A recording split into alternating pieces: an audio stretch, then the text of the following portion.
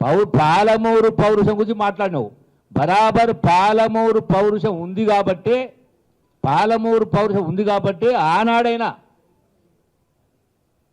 మంత్రి 3.5 ఏళ్ళ మంత్రి పదవికి రాజీనామా చేసి ఆనాడు మీ బీఆర్ఎస్ పార్టీకి పాలమూరు జిల్లాకి 7 సీట్లు ఇచ్చినాం. నేను మంత్రిగా ఉండి 13 సీట్లు ఇచ్చినాం. నువ్వు సమాధానం చెప్పబోయంటే రెండో మాట ఇంకో మాట చెప్పిన పోనీ మీరు సిగ్గు తప్పిన బతుకుతూ మీరు రాలేక నేను వారి పైన మాట్లాడుతున్నారు. అంటే క్వశ్చను మీ తెలంగాణ భవన్కు వస్తేనే లెక్క ఉన్నట్ట. అయినా నిన్న స్పష్టంగా హరీష్ రావు అక్కడేంది అమరవీర స్తూపం కాడుకు వస్తుంది తెలిసి నేను గాంధీ భవన్ నుంచి నేను బయలుదేరిపోయినా. ఈ లోపలనే సరే అక్కడికి రాలేదు.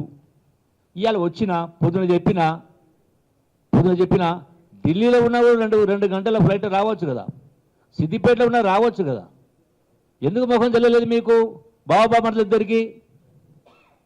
మళ్ళీ ఉల్టా చోరు కోత్వాలు దాంట్లో అన్నట్టుగా మీరు మాట్లాడతారు. నన్ను కొద్దిగా బుద్ధిసరం ఉండాలి. అంటే మీరు ప్రజల జీవితాలతో ఆడుకుంటారా? ధైర్యం దమ్ముండాలి. నేను తప్పు చేసి నేను చాపడి చెప్తా. అరే మీరు ఉన్న వాస్తవాలు ఇవి ఉంటే మీరు అబద్ధాలు ప్రచారం చేసుకుంటున్నారు. మీరు సోషల్ మీడియా ద్వారా నెలకు ₹1 కోటి జీతాలు చెల్లించి అబద్ధాలు ప్రచారం మీరు చేసుకుంటూ దమ్ము ధైర్యం లేక మీరు రాక మళ్ళీ నన్ను మాట్లాడతారా? నేను చెప్పిన ఇప్పటికి కూడా నేను కట్టుబడి ఉన్నాన్న. పోనీ ఇప్పుడు నువ్వు రాసినావు కదా, 4 లక్షల ఒకటి రాసినావు కదా, మరి దీనికి సమాధానం ఎందుకు రాయలే? నేను రాసినా కదా, నేను రాజీనామా కట్టుబడి ఉన్నాను. ఈ 4.17 లక్షల కోటి నువ్వు అన్నావు కదా, కేటీఆర్ 3.5 కోట్లు అన్నావు కదా.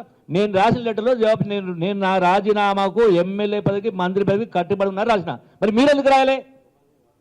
మీరు రుజువు చేయగలిగితే మీరెందుకు రాయలే? నిజంగా మీ లెక్కలు దొంగ లెక్కలు కావు, కరెక్ట్ అయితే మరి మీరెందుకు రాజీనామా చేస్తాను అంటలేరు?